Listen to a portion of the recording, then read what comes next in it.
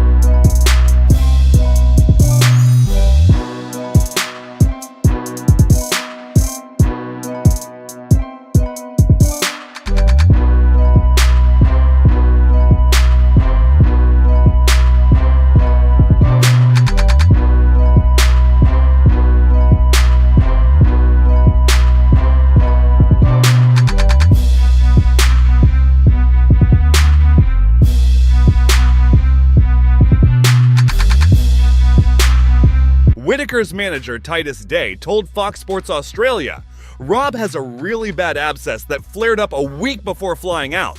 He had headaches, tooth pain. It was like he'd been kicked in the side of the head. He couldn't train, couldn't eat, couldn't sleep. It was f***ing painful. The whole side of his head was in pain, so we had to rush him in for emergency surgery. Rob had already stopped training a few days prior to the surgery in Sydney, and then flew out with his face still numb. We had no idea if it was going to be alright. Everyone was just praying the swelling would go down and everything would be okay, and thankfully it was. But Rob still got pain there. Still needs more surgery to be done in the next couple of weeks. G'day guys, it is good to be home, and obviously I'm stoked with the result from the other day, but I'd like just to highlight a few of the pieces that made the other night possible. And first and foremost is my family. You know, they're my #1 supporters, but also my main driving force to making me want to be better, that keep that hunger and fire alive. You know, honestly, without them, I wouldn't be doing any of this. So they're #1. Secondly, I'd like to thank my team. Day in and day out, they are in there bleeding, sweating with me, helping me be better at my craft. And I can't thank them enough. They are my second family. Thirdly, I'd like to thank my sponsors. Those guys are the ones that support me outside of the octagon, that help me, you know, survive between the notes. So I cannot thank them enough. And lastly, I want to thank the UFC and Saudi Arabia for having me, and Ikram for taking the fight last minute. I know he had to muck around his schedule. He was supposed to fight the week before, but pushed it back a week to fight me, fill in, save the card. And it wasn't his night. You know, that's just the game. You know, the game can be cruel that way sometimes, but I'm sure he'll bounce back better than ever. So I thank him, I thank the UFC, I thank Saudi, I thank all you fans out there that came to the fight and booed me even. You guys made it special. So stay tuned. I'm going to announce something, hopefully not too long. I'm going to take my family away and spend some time and just unwind a little bit, but I look to be getting back in there and getting back to work. Thanks, guys.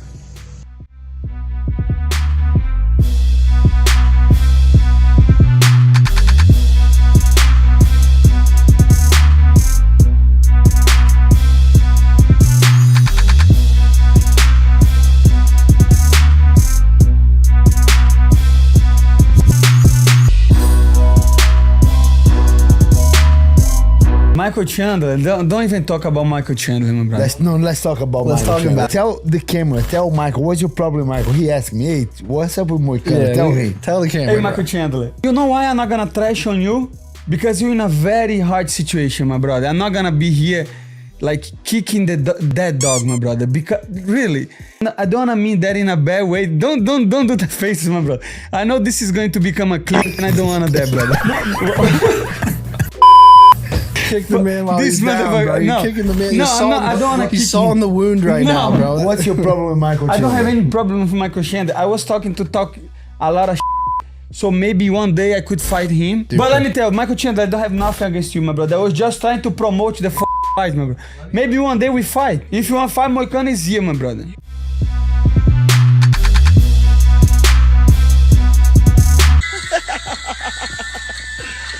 Miguel, listen, Papa.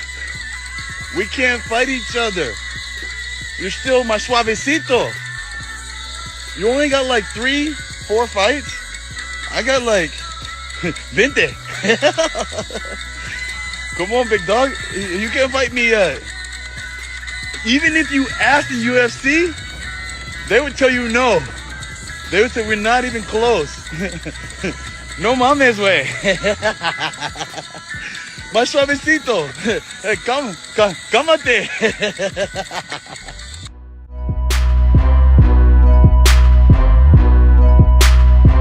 But now it's boxing. This is where Nate thrives. 10 rounds. 10 rounds. You tell me, you break this down. How do you see this going? In boxing, I feel like he does a lot of mistakes that I'll be able to expose just from my right hand, whether it be to the body or the face, just the way that he steps kind of mummy-ish and I'm gonna TNT his face again, bro. I'm gonna drop the dynamite on him. Know nothing about a cut, you know? I want there to be no questions asked. I want to end this.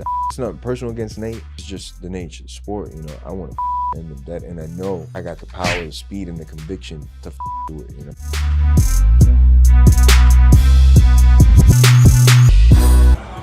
I was trying to step on. He has so many celebrity UFC lookalikes in his class. All right, that's the first one. Jorge Masvidal. That's one. What's the other one? I said that's Gregor Gillespie. Abus. And where's Teofimo? And there goes Teofimo right there.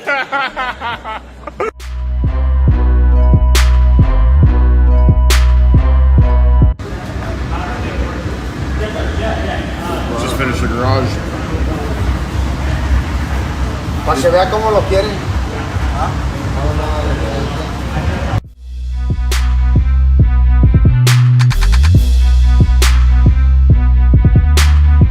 No, but between maybe 2 if we get Spain.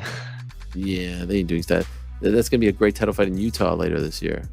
How lucky is Utah getting PFL on Friday and then Topuria and Max? Yeah, but